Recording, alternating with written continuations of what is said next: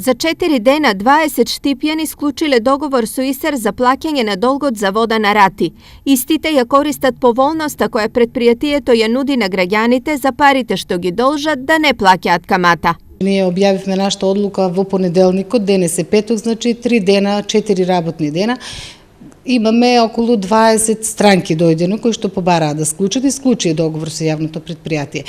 Долгот на овие граѓани изнесува околу 5000 евра, сума која повеќето од нив ќе ја платат на 12 месечни рати. Сето ова го правиме да излеземе во пресрет на самите граѓани, а и ние како јавно предпријатие да ја зголемиме наплатата и да ги добиеме нашите пари. Ние се откажуваме од каматата, таква одлуката на управниот одбор, само да ги собереме парите кои што ги должат граѓаните на нас како јавно предпријатие. Каматата која треба да се плати ИСЕР ја простува на сите, а на колку месечни рати граѓаните ќе си го платат долгот, зависи од висината на сумата. Тврдените рати беа за долг до 30.000 денари, да го измерат граѓаните на 6 месечни рати, од 30 до 60 на 12 месечни рати и повисока сума на долг на 24 месечни рати.